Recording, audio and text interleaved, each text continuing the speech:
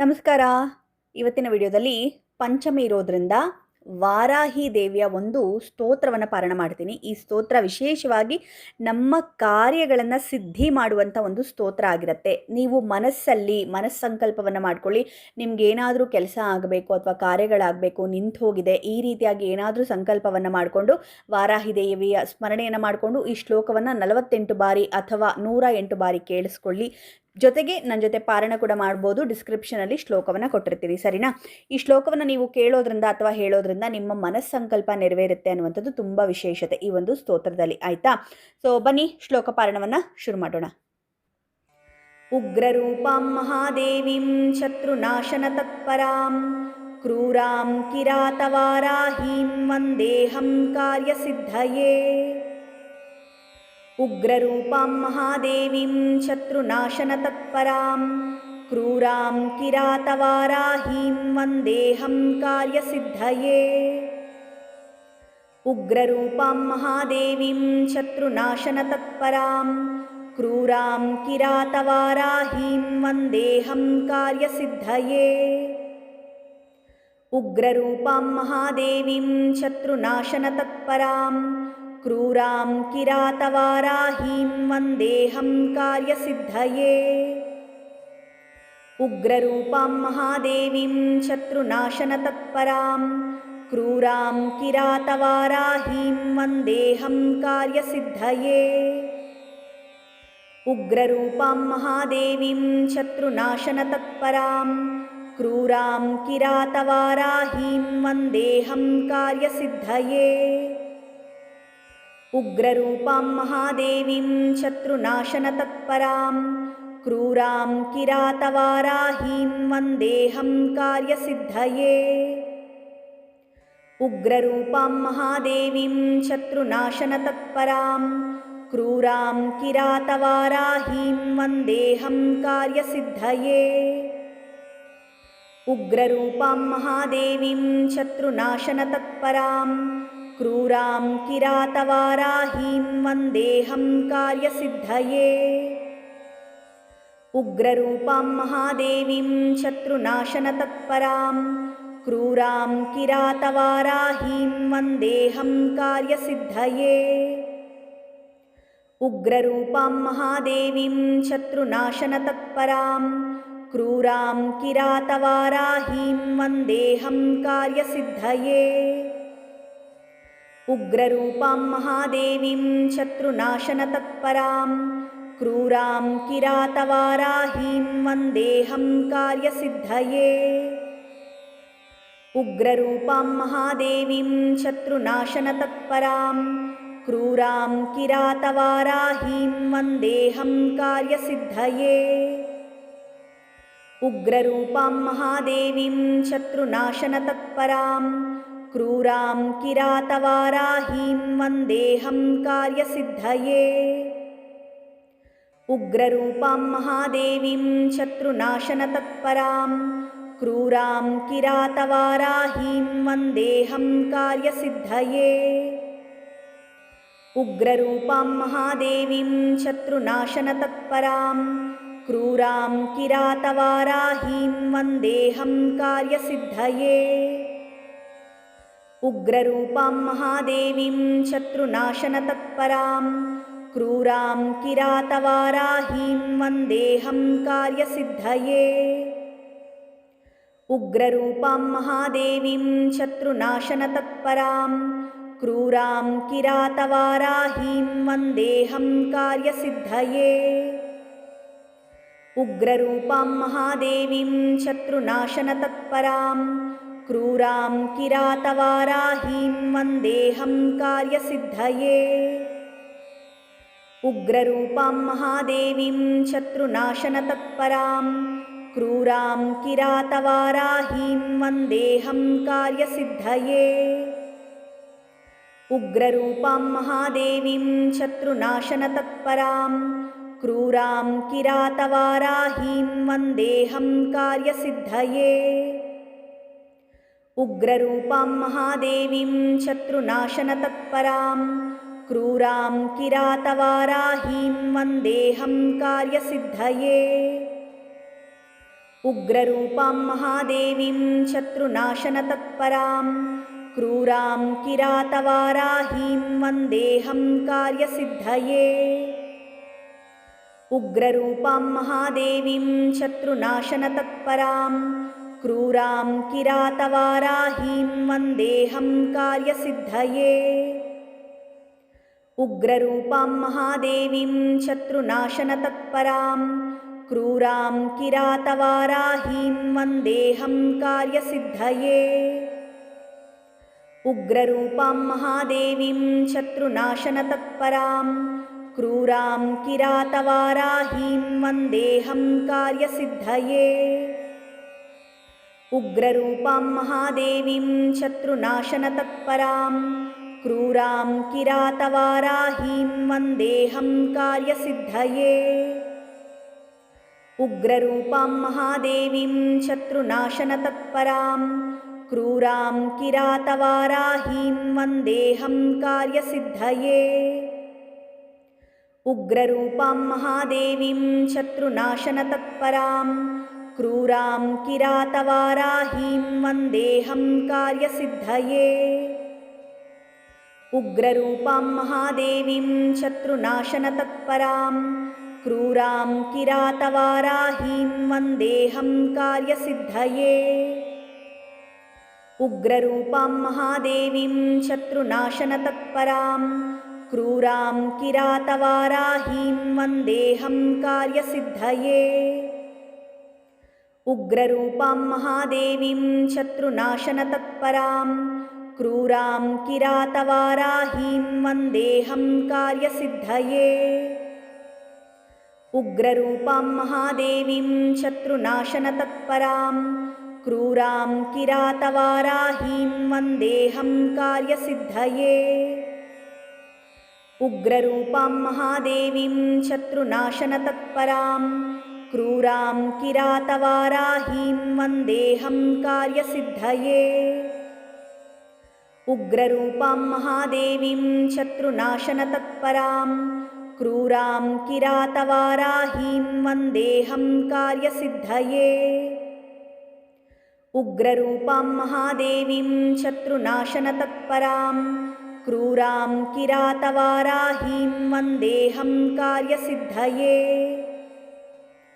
उग्ररूपां महादेवीं शत्रुनाशनतत्परां क्रूरां किरातवाराहीं वन्देऽहं कार्यसिद्धये। उग्ररूपां महादेवीं शत्रुनाशनतत्परां क्रूरां किरातवाराहीं वन्देऽहं कार्यसिद्धये। उग्ररूपां महादेवीं शत्रुनाशनतत्परां क्रूरां किरातवाराहीं वन्देऽहं कार्यसिद्धये। उग्ररूपां महादेवीं शत्रुनाशनतत्परां क्रूरां किरातवाराहीं वन्देऽहं कार्यसिद्धये। उग्ररूपां महादेवीं शत्रुनाशनतत्परां क्रूरां किरातवाराहीं वन्देऽहं कार्यसिद्धये।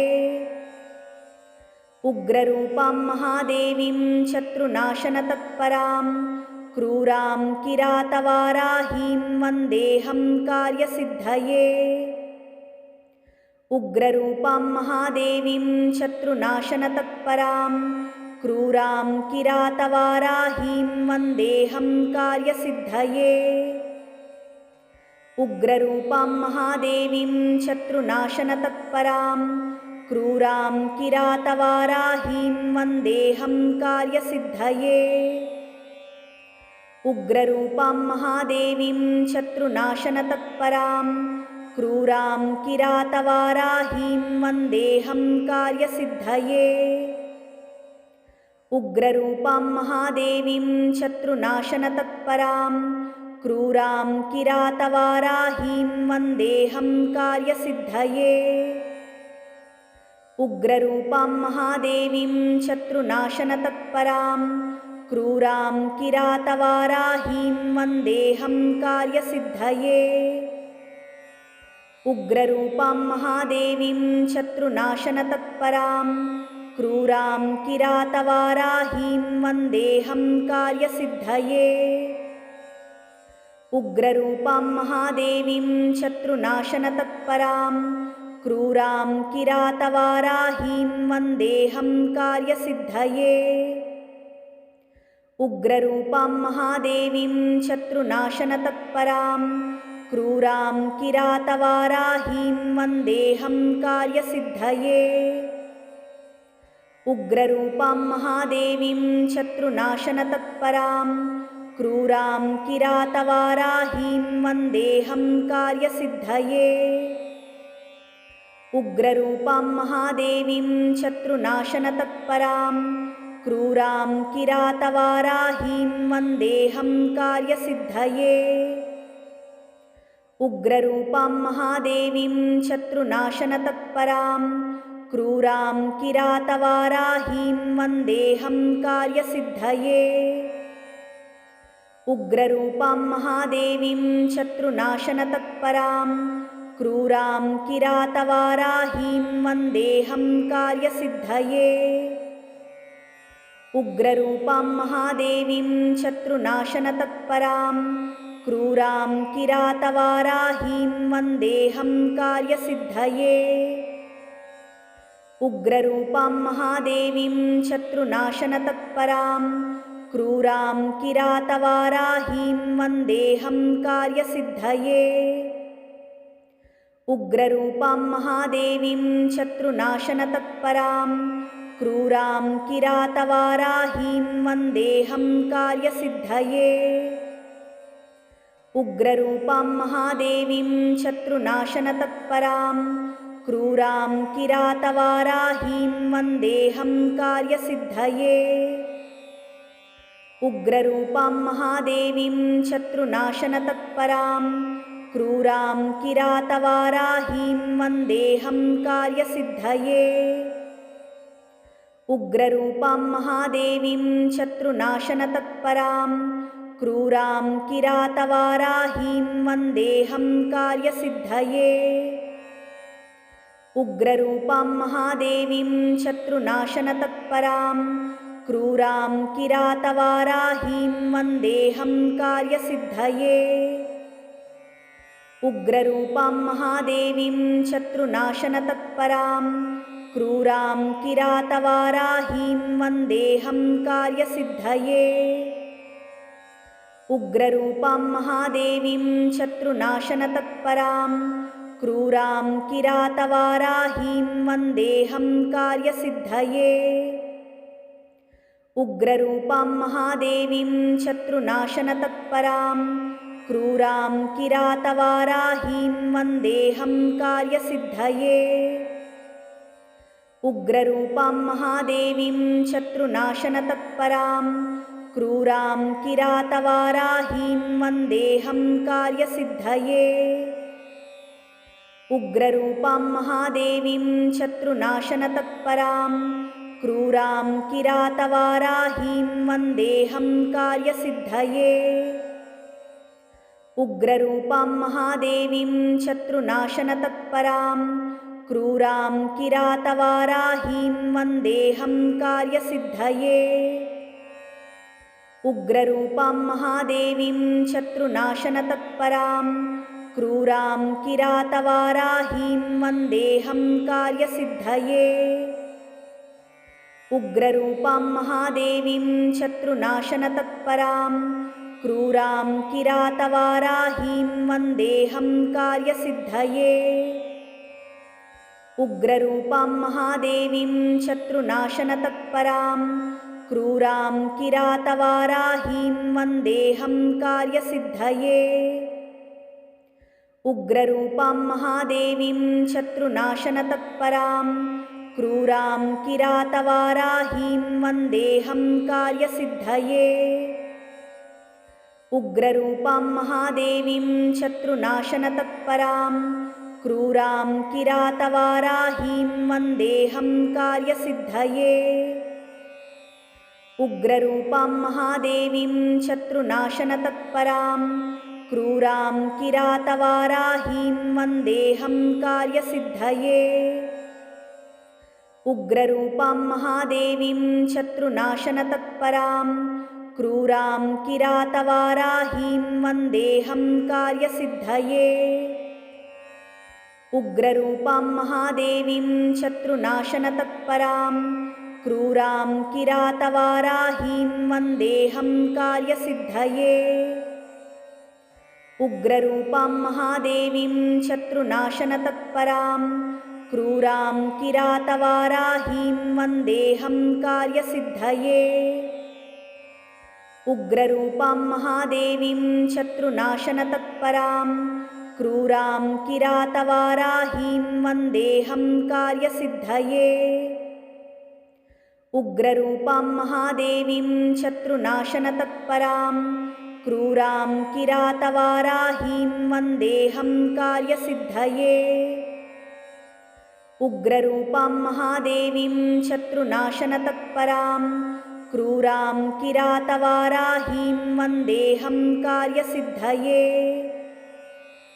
उग्ररूपां महादेवीं शत्रुनाशनतत्परां क्रूरां किरातवाराहीं वन्देऽहं कार्यसिद्धये। उग्ररूपां महादेवीं शत्रुनाशनतत्परां क्रूरां किरातवाराहीं वन्देऽहं कार्यसिद्धये। उग्ररूपां महादेवीं शत्रुनाशनतत्परां क्रूरां किरातवाराहीं वन्देऽहं कार्यसिद्धये। उग्ररूपां महादेवीं शत्रुनाशनतत्परां क्रूरां किरातवाराहीं वन्देऽहं कार्यसिद्धये। उग्ररूपां महादेवीं शत्रुनाशनतत्परां क्रूरां किरातवाराहीं वन्देऽहं कार्यसिद्धये। उग्ररूपां महादेवीं शत्रुनाशनतत्परां क्रूरां किरातवाराहीं वन्देऽहं कार्यसिद्धये। उग्ररूपां महादेवीं शत्रुनाशनतत्परां क्रूरां किरातवाराहीं वन्देऽहं कार्यसिद्धये। उग्ररूपां महादेवीं शत्रुनाशनतत्परां क्रूरां किरातवाराहीं वन्देऽहं कार्यसिद्धये। उग्ररूपां महादेवीं शत्रुनाशनतत्परां क्रूरां किरातवाराहीं वन्देऽहं कार्यसिद्धये।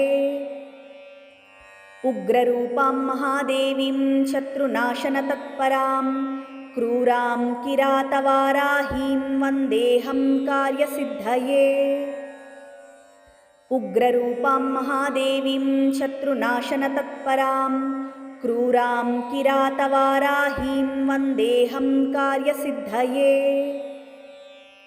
उग्ररूपां महादेवीं शत्रुनाशनतत्परां क्रूरां किरातवाराहीं वन्देऽहं कार्यसिद्धये।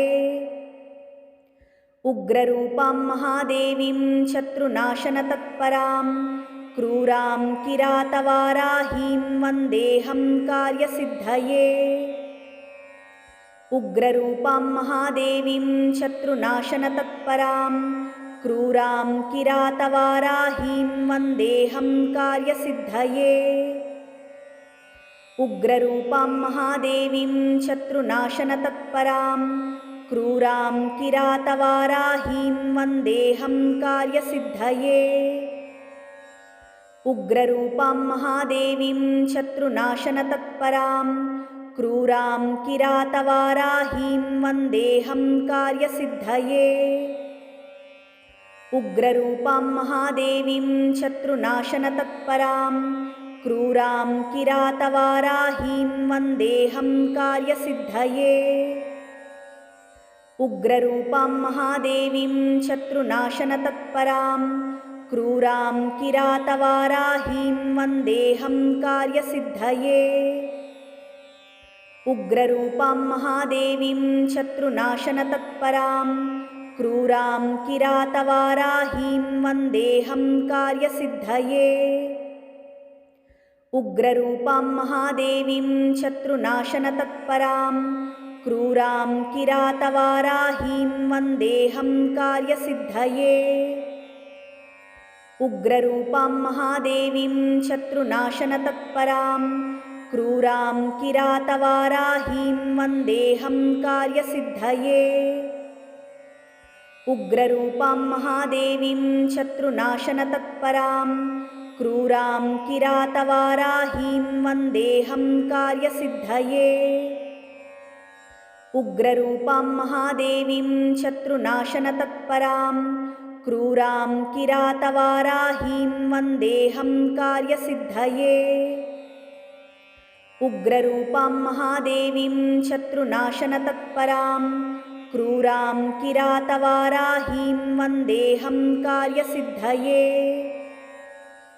उग्ररूपां महादेवीं शत्रुनाशनतत्परां क्रूरां किरातवाराहीं वन्देऽहं कार्यसिद्धये।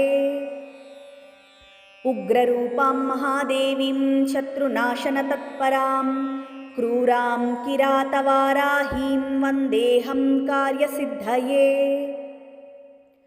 उग्ररूपां महादेवीं शत्रुनाशनतत्परां क्रूरां किरातवाराहीं वन्देऽहं कार्यसिद्धये। उग्ररूपां महादेवीं शत्रुनाशनतत्परां क्रूरां किरातवाराहीं वन्देऽहं कार्यसिद्धये। उग्ररूपां महादेवीं शत्रुनाशनतत्परां क्रूरां किरातवाराहीं वन्देऽहं कार्यसिद्धये। उग्ररूपां महादेवीं शत्रुनाशनतत्परां क्रूरां किरातवाराहीं वन्देऽहं कार्यसिद्धये। उग्ररूपां महादेवीं शत्रुनाशनतत्परां क्रूरां किरातवाराहीं वन्देऽहं कार्यसिद्धये। उग्ररूपां महादेवीं शत्रुनाशनतत्परां क्रूरां किरातवाराहीं वन्देऽहं कार्यसिद्धये। उग्ररूपां महादेवीं शत्रुनाशनतत्परां क्रूरां किरातवाराहीं वन्देऽहं कार्यसिद्धये। उग्ररूपां महादेवीं शत्रुनाशनतत्परां क्रूरां किरातवाराहीं वन्देऽहं कार्यसिद्धये। उग्ररूपां महादेवीं शत्रुनाशनतत्परां क्रूरां किरातवाराहीं वन्देऽहं कार्यसिद्धये।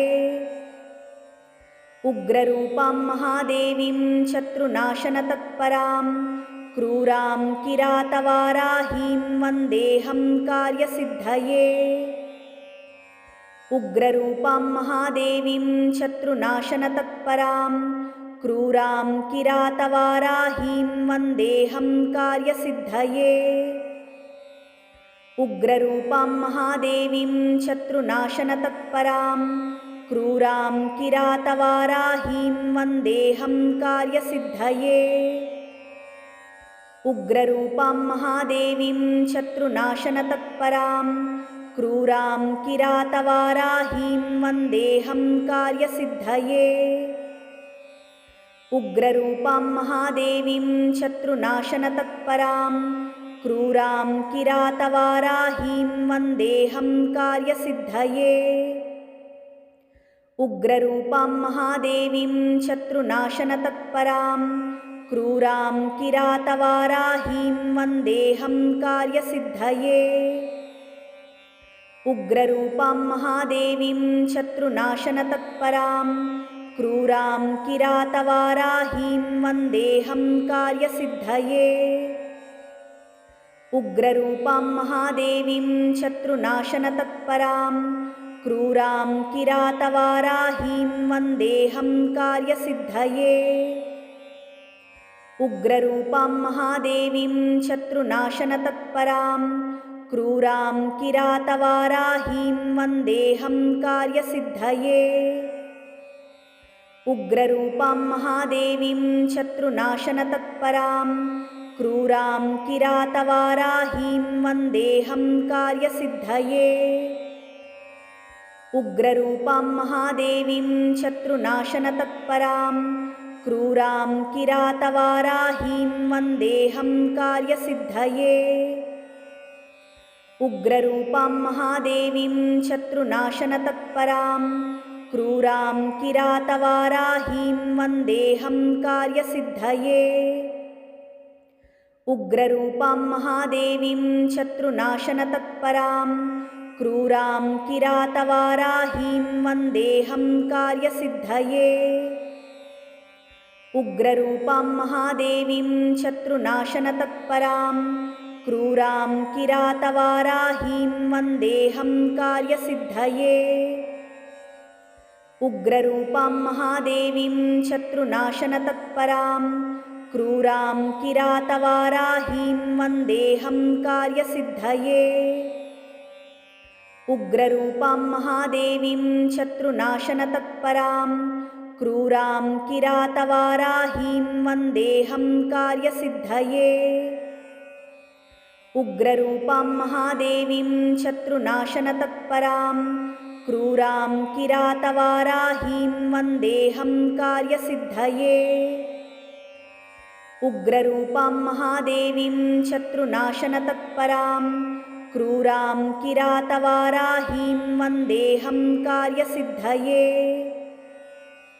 उग्ररूपां महादेवीं शत्रुनाशनतत्परां क्रूरां किरातवाराहीं वन्देऽहं कार्यसिद्धये।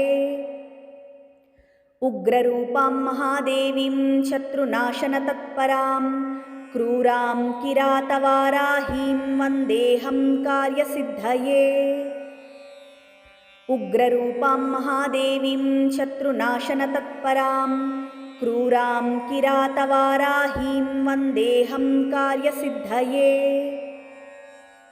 उग्ररूपां महादेवीं शत्रुनाशनतत्परां क्रूरां किरातवाराहीं वन्देऽहं कार्यसिद्धये। उग्ररूपां महादेवीं शत्रुनाशनतत्परां क्रूरां किरातवाराहीं वन्देऽहं कार्यसिद्धये। उग्ररूपां महादेवीं शत्रुनाशनतत्परां क्रूरां किरातवाराहीं वन्देऽहं कार्यसिद्धये। उग्ररूपां महादेवीं शत्रुनाशनतत्परां क्रूरां किरातवाराहीं वन्देऽहं कार्यसिद्धये। उग्ररूपां महादेवीं शत्रुनाशनतत्परां क्रूरां किरातवाराहीं वन्देऽहं कार्यसिद्धये।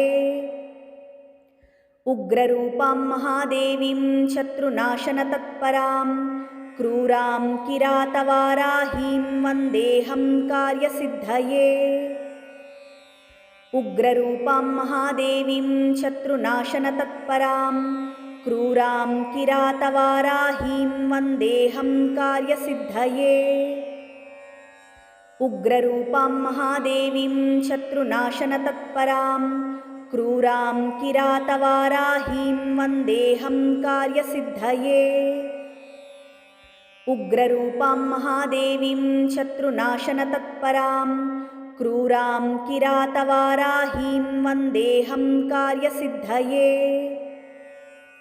उग्ररूपां महादेवीं शत्रुनाशनतत्परां क्रूरां किरातवाराहीं वन्देऽहं कार्यसिद्धये।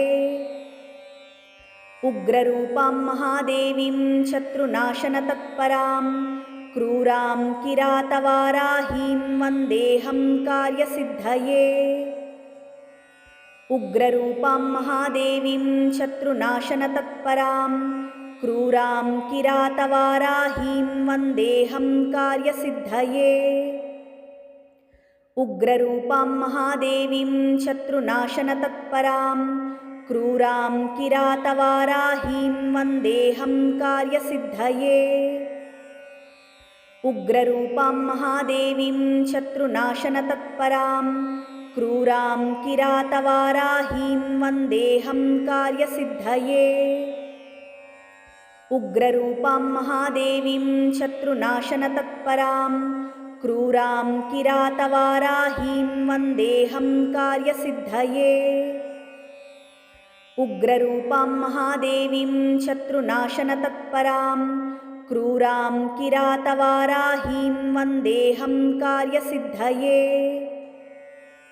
उग्ररूपां महादेवीं शत्रुनाशनतत्परां क्रूरां किरातवाराहीं वन्देऽहं कार्यसिद्धये।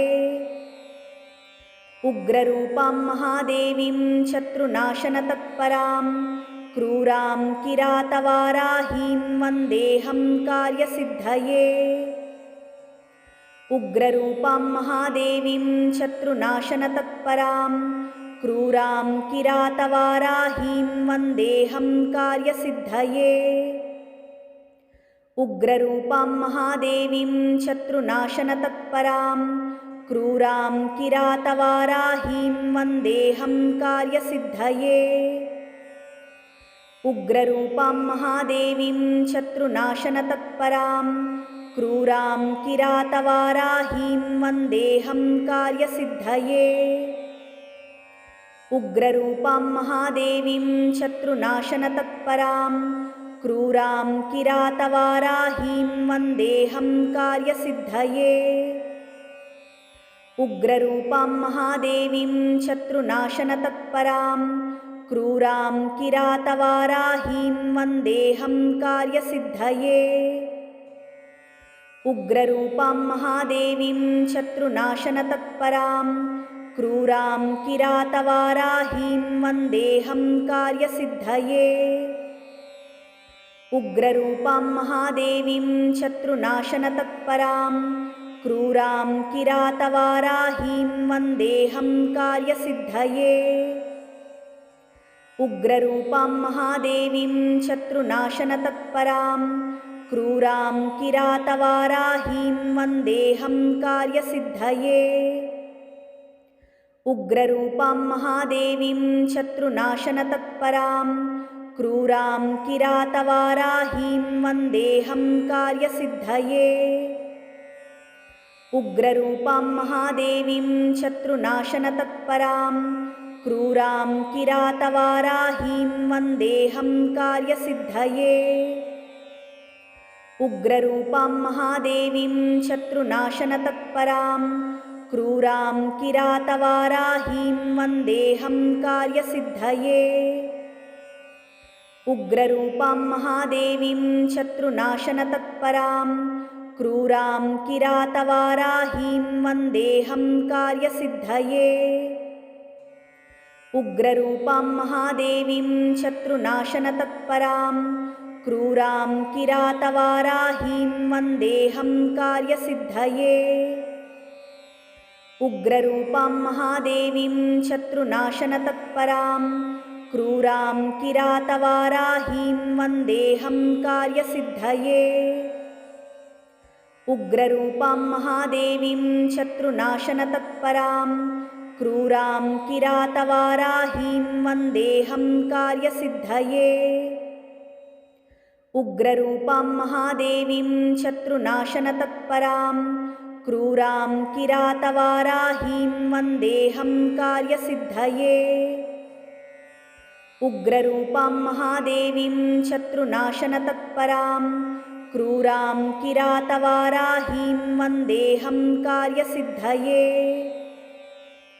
उग्ररूपां महादेवीं शत्रुनाशनतत्परां क्रूरां किरातवाराहीं वन्देऽहं कार्यसिद्धये। उग्ररूपां महादेवीं शत्रुनाशनतत्परां क्रूरां किरातवाराहीं वन्देऽहं कार्यसिद्धये। उग्ररूपां महादेवीं शत्रुनाशनतत्परां क्रूरां किरातवाराहीं वन्देऽहं कार्यसिद्धये। उग्ररूपां महादेवीं शत्रुनाशनतत्परां क्रूरां किरातवाराहीं वन्देऽहं कार्यसिद्धये। उग्ररूपां महादेवीं शत्रुनाशनतत्परां क्रूरां किरातवाराहीं वन्देऽहं कार्यसिद्धये। उग्ररूपां महादेवीं शत्रुनाशनतत्परां क्रूरां किरातवाराहीं वन्देऽहं कार्यसिद्धये।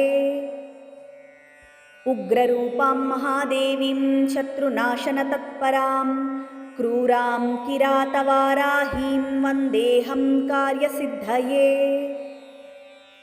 उग्ररूपां महादेवीं शत्रुनाशनतत्परां क्रूरां किरातवाराहीं वन्देऽहं कार्यसिद्धये। उग्ररूपां महादेवीं शत्रुनाशनतत्परां क्रूरां किरातवाराहीं वन्देऽहं कार्यसिद्धये। उग्ररूपां महादेवीं शत्रुनाशनतत्परां क्रूरां किरातवाराहीं वन्देऽहं कार्यसिद्धये। उग्ररूपां महादेवीं शत्रुनाशनतत्परां क्रूरां किरातवाराहीं वन्देऽहं कार्यसिद्धये। उग्ररूपां महादेवीं शत्रुनाशनतत्परां क्रूरां किरातवाराहीं वन्देऽहं कार्यसिद्धये। उग्ररूपां महादेवीं शत्रुनाशनतत्परां क्रूरां किरातवाराहीं वन्देऽहं कार्यसिद्धये। उग्ररूपां महादेवीं शत्रुनाशनतत्परां क्रूरां किरातवाराहीं वन्देऽहं कार्यसिद्धये। उग्ररूपां महादेवीं शत्रुनाशनतत्परां क्रूरां किरातवाराहीं वन्देऽहं कार्यसिद्धये। उग्ररूपां महादेवीं शत्रुनाशनतत्परां क्रूरां किरातवाराहीं वन्देऽहं कार्यसिद्धये। उग्ररूपां महादेवीं शत्रुनाशनतत्परां क्रूरां किरातवाराहीं वन्देऽहं कार्यसिद्धये। उग्ररूपां महादेवीं शत्रुनाशनतत्परां क्रूरां किरातवाराहीं वन्देऽहं कार्यसिद्धये। उग्ररूपां महादेवीं शत्रुनाशनतत्परां क्रूरां किरातवाराहीं वन्देऽहं कार्यसिद्धये। उग्ररूपां महादेवीं शत्रुनाशनतत्परां क्रूरां किरातवाराहीं वन्देऽहं कार्यसिद्धये। उग्ररूपां महादेवीं शत्रुनाशनतत्परां क्रूरां किरातवाराहीं वन्देऽहं कार्यसिद्धये। उग्ररूपां महादेवीं शत्रुनाशनतत्परां क्रूरां किरातवाराहीं वन्देऽहं कार्यसिद्धये। उग्ररूपां महादेवीं शत्रुनाशनतत्परां क्रूरां किरातवाराहीं वन्देऽहं कार्यसिद्धये। उग्ररूपां महादेवीं शत्रुनाशनतत्परां क्रूरां किरातवाराहीं वन्देऽहं कार्यसिद्धये। उग्ररूपां महादेवीं शत्रुनाशनतत्परां क्रूरां किरातवाराहीं वन्देऽहं कार्यसिद्धये। उग्ररूपां महादेवीं शत्रुनाशनतत्परां क्रूरां किरातवाराहीं वन्देऽहं कार्यसिद्धये। उग्ररूपां महादेवीं शत्रुनाशनतत्परां क्रूरां किरातवाराहीं वन्देऽहं कार्यसिद्धये। उग्ररूपां महादेवीं शत्रुनाशनतत्परां क्रूरां किरातवाराहीं वन्देऽहं कार्यसिद्धये। उग्ररूपां महादेवीं शत्रुनाशनतत्परां क्रूरां किरातवाराहीं वन्देऽहं कार्यसिद्धये। उग्ररूपां महादेवीं शत्रुनाशनतत्परां क्रूरां किरातवाराहीं वन्देऽहं कार्यसिद्धये। उग्ररूपां महादेवीं शत्रुनाशनतत्परां क्रूरां किरातवाराहीं वन्देऽहं कार्यसिद्धये उग्ररूपां महादेवीं शत्रुनाशनतत्परां क्रूरां किरातवाराहीं वन्देऽहं कार्यसिद्धये उग्ररूपां महादेवीं शत्रुनाशनतत्परां क्रूरां किरातवाराहीं वन्देऽहं कार्यसिद्धये उग्ररूपां महादेवीं शत्रुनाशनतत्परां क्रूरां किरातवाराहीं वन्देऽहं कार्यसिद्धये उग्ररूपां महादेवीं शत्रुनाशनतत्परां क्रूरां किरातवाराहीं वन्देऽहं कार्यसिद्धये उग्ररूपां महादेवीं शत्रुनाशनतत्परां क्रूरां किरातवाराहीं वन्देऽहं कार्यसिद्धये उग्ररूपां महादेवीं शत्रुनाशनतत्परां क्रूरां किरातवाराहीं वन्देऽहं कार्यसिद्धये उग्ररूपां महादेवीं शत्रुनाशनतत्परां क्रूरां किरातवाराहीं वन्देऽहं कार्यसिद्धये उग्ररूपां महादेवीं शत्रुनाशनतत्परां क्रूरां किरातवाराहीं वन्देऽहं कार्यसिद्धये उग्ररूपां महादेवीं शत्रुनाशनतत्परां क्रूरां किरातवाराहीं वन्देऽहं कार्यसिद्धये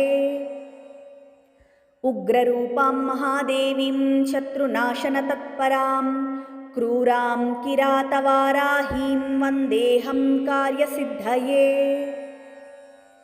उग्ररूपां महादेवीं शत्रुनाशनतत्परां क्रूरां किरातवाराहीं वन्देऽहं कार्यसिद्धये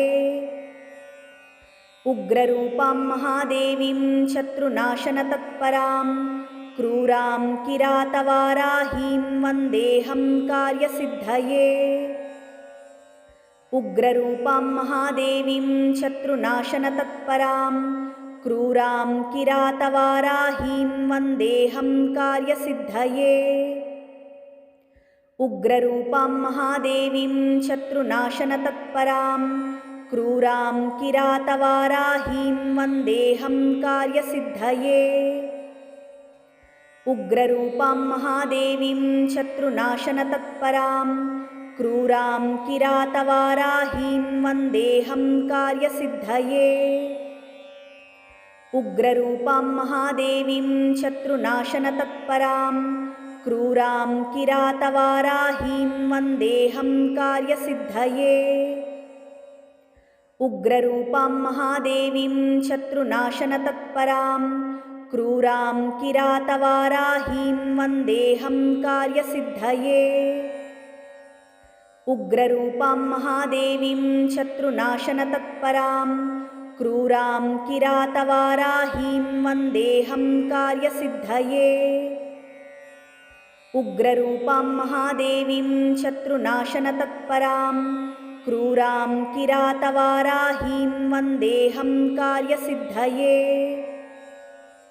उग्ररूपां महादेवीं शत्रुनाशनतत्परां क्रूरां किरातवाराहीं वन्देऽहं कार्यसिद्धये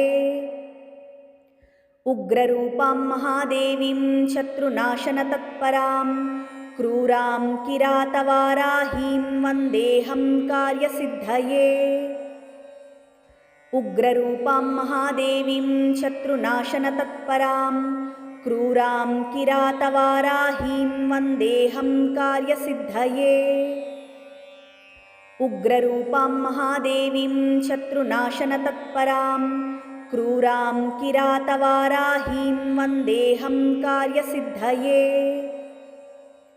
उग्ररूपां महादेवीं शत्रुनाशनतत्परां क्रूरां किरातवाराहीं वन्देऽहं कार्यसिद्धये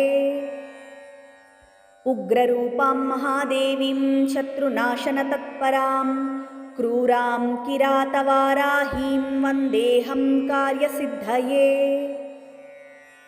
उग्ररूपां महादेवीं शत्रुनाशनतत्परां क्रूरां किरातवाराहीं वन्देऽहं कार्यसिद्धये। उग्ररूपां महादेवीं शत्रुनाशनतत्परां क्रूरां किरातवाराहीं वन्देऽहं कार्यसिद्धये।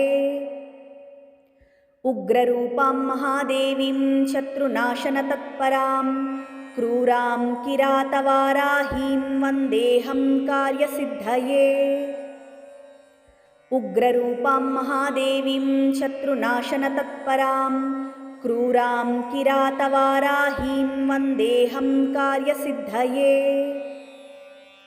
उग्ररूपां महादेवीं शत्रुनाशनतत्परां क्रूरां किरातवाराहीं वन्देऽहं कार्यसिद्धये। उग्ररूपां महादेवीं शत्रुनाशनतत्परां क्रूरां किरातवाराहीं वन्देऽहं कार्यसिद्धये। उग्ररूपां महादेवीं शत्रुनाशनतत्परां क्रूरां किरातवाराहीं वन्देऽहं कार्यसिद्धये। उग्ररूपां महादेवीं शत्रुनाशनतत्परां क्रूरां किरातवाराहीं वन्देऽहं कार्यसिद्धये। उग्ररूपां महादेवीं शत्रुनाशनतत्परां क्रूरां किरातवाराहीं वन्देऽहं कार्यसिद्धये। उग्ररूपां महादेवीं शत्रुनाशनतत्परां क्रूरां किरातवाराहीं वन्देऽहं कार्यसिद्धये। उग्ररूपां महादेवीं शत्रुनाशनतत्परां क्रूरां किरातवाराहीं वन्देऽहं कार्यसिद्धये।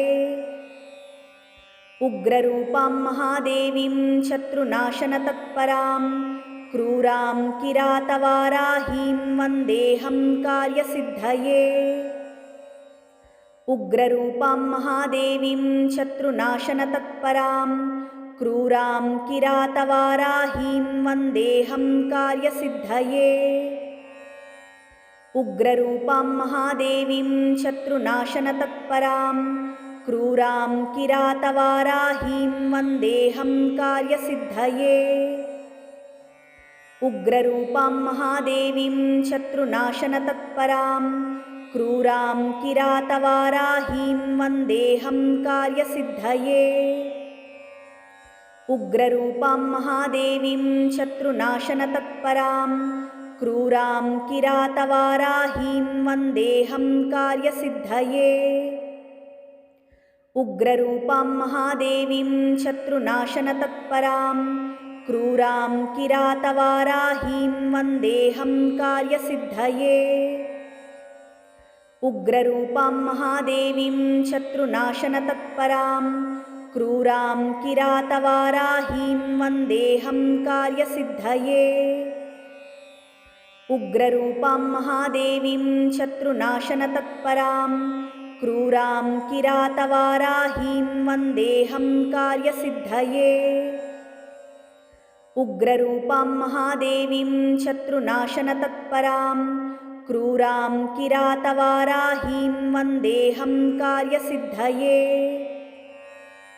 उग्ररूपां महादेवीं शत्रुनाशनतत्परां क्रूरां किरातवाराहीं वन्देऽहं कार्यसिद्धये। उग्ररूपां महादेवीं शत्रुनाशनतत्परां क्रूरां किरातवाराहीं वन्देऽहं कार्यसिद्धये। उग्ररूपां महादेवीं शत्रुनाशनतत्परां क्रूरां किरातवाराहीं वन्देऽहं कार्यसिद्धये। उग्ररूपां महादेवीं शत्रुनाशनतत्परां क्रूरां किरातवाराहीं वन्देऽहं कार्यसिद्धये। उग्ररूपां महादेवीं शत्रुनाशनतत्परां क्रूरां किरातवाराहीं वन्देऽहं कार्यसिद्धये। उग्ररूपां महादेवीं शत्रुनाशनतत्परां क्रूरां किरातवाराहीं वन्देऽहं कार्यसिद्धये। उग्ररूपां महादेवीं शत्रुनाशनतत्परां क्रूरां किरातवाराहीं वन्देऽहं कार्यसिद्धये। उग्ररूपां महादेवीं शत्रुनाशनतत्परां क्रूरां किरातवाराहीं वन्देऽहं कार्यसिद्धये। उग्ररूपां महादेवीं शत्रुनाशनतत्परां क्रूरां किरातवाराहीं वन्देऽहं कार्यसिद्धये। उग्ररूपां महादेवीं शत्रुनाशनतत्परां क्रूरां किरातवाराहीं वन्देऽहं कार्यसिद्धये।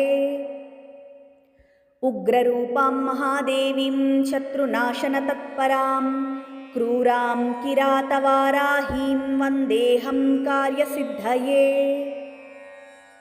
उग्ररूपां महादेवीं शत्रुनाशनतत्परां क्रूरां किरातवाराहीं वन्देऽहं कार्यसिद्धये।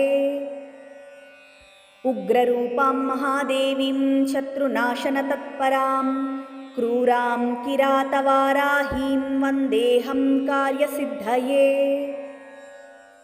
उग्ररूपां महादेवीं शत्रुनाशनतत्परां क्रूरां किरातवाराहीं वन्देऽहं कार्यसिद्धये। उग्ररूपां महादेवीं शत्रुनाशनतत्परां क्रूरां किरातवाराहीं वन्देऽहं कार्यसिद्धये। उग्ररूपां महादेवीं शत्रुनाशनतत्परां क्रूरां किरातवाराहीं वन्देऽहं कार्यसिद्धये। उग्ररूपां महादेवीं शत्रुनाशनतत्परां क्रूरां किरातवाराहीं वन्देऽहं कार्यसिद्धये। उग्ररूपां महादेवीं शत्रुनाशनतत्परां क्रूरां किरातवाराहीं वन्देऽहं कार्यसिद्धये। उग्ररूपां महादेवीं शत्रुनाशनतत्परां क्रूरां किरातवाराहीं वन्देऽहं कार्यसिद्धये। उग्ररूपां महादेवीं शत्रुनाशनतत्परां क्रूरां किरातवाराहीं वन्देऽहं कार्यसिद्धये। उग्ररूपां महादेवीं शत्रुनाशनतत्परां क्रूरां किरातवाराहीं वन्देऽहं कार्यसिद्धये। उग्ररूपां महादेवीं शत्रुनाशनतत्परां क्रूरां किरातवाराहीं वन्देऽहं कार्यसिद्धये। उग्ररूपां महादेवीं शत्रुनाशनतत्परां क्रूरां किरातवाराहीं वन्देऽहं कार्यसिद्धये। उग्ररूपां महादेवीं शत्रुनाशनतत्परां क्रूरां किरातवाराहीं वन्देऽहं कार्यसिद्धये। उग्ररूपां महादेवीं शत्रुनाशनतत्परां क्रूरां किरातवाराहीं वन्देऽहं कार्यसिद्धये।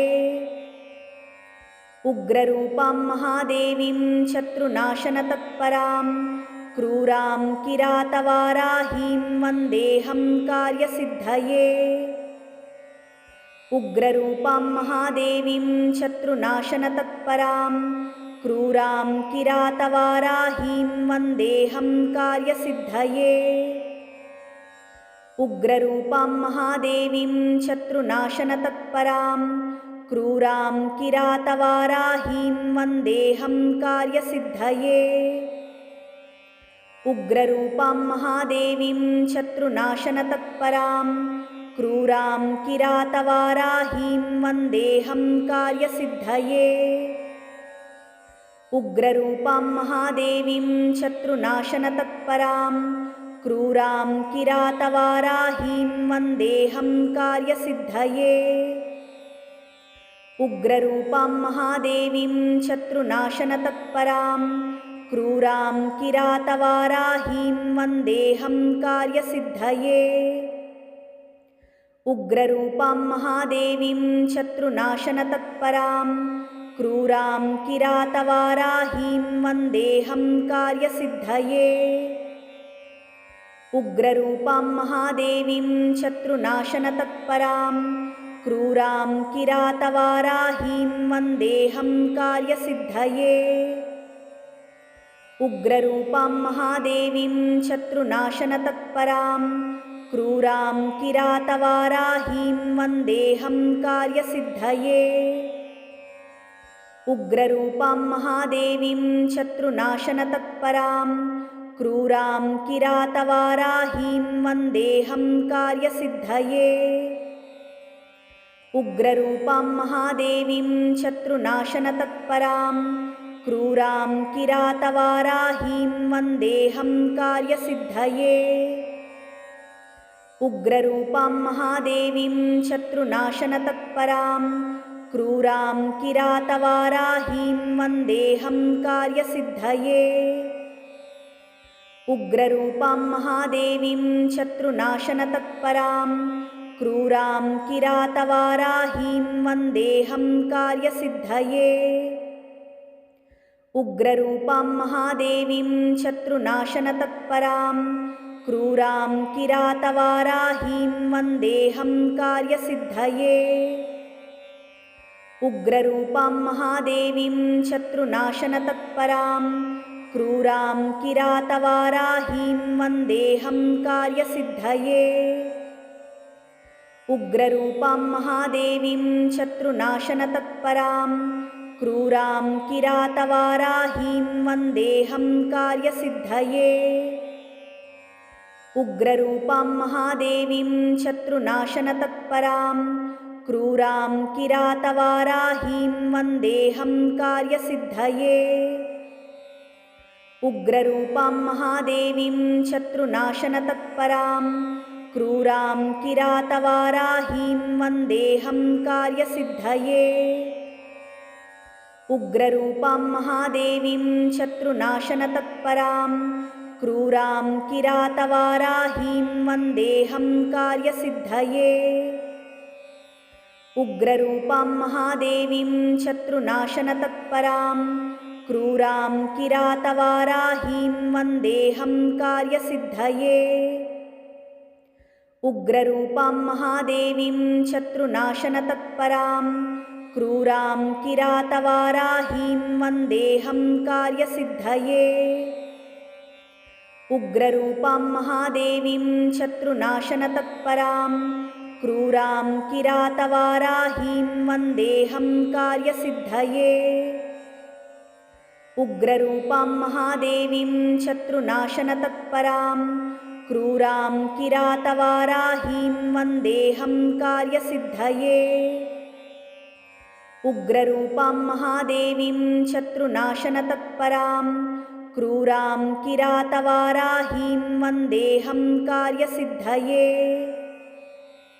उग्ररूपां महादेवीं शत्रुनाशनतत्परां क्रूरां किरातवाराहीं वन्देऽहं कार्यसिद्धये। उग्ररूपां महादेवीं शत्रुनाशनतत्परां क्रूरां किरातवाराहीं वन्देऽहं कार्यसिद्धये। उग्ररूपां महादेवीं शत्रुनाशनतत्परां क्रूरां किरातवाराहीं वन्देऽहं कार्यसिद्धये।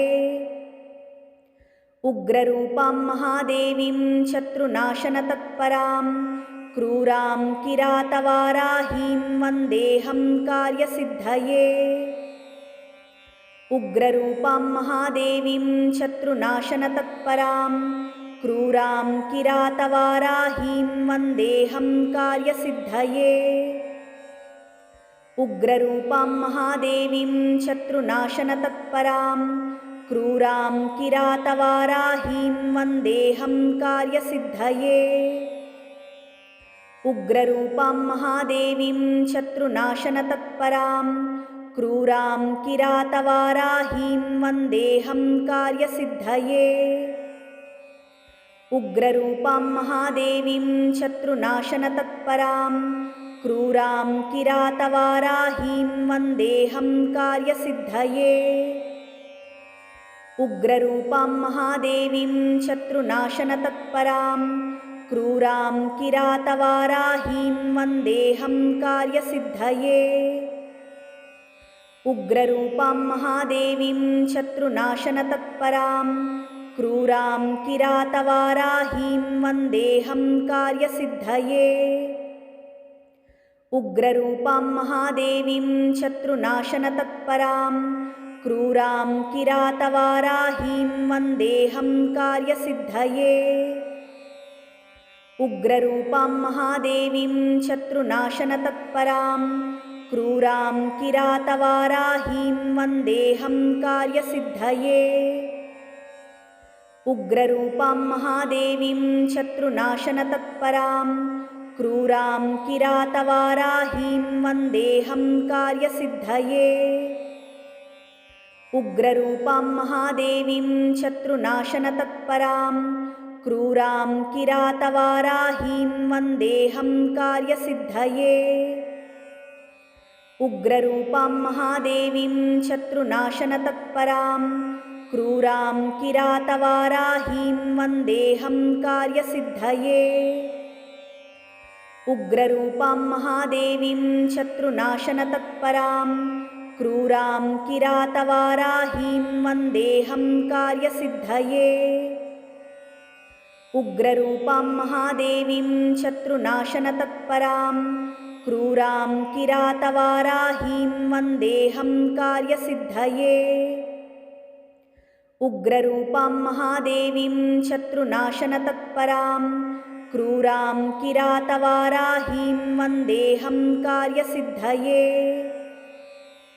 उग्ररूपां महादेवीं शत्रुनाशनतत्परां क्रूरां किरातवाराहीं वन्देऽहं कार्यसिद्धये। उग्ररूपां महादेवीं शत्रुनाशनतत्परां क्रूरां किरातवाराहीं वन्देऽहं कार्यसिद्धये।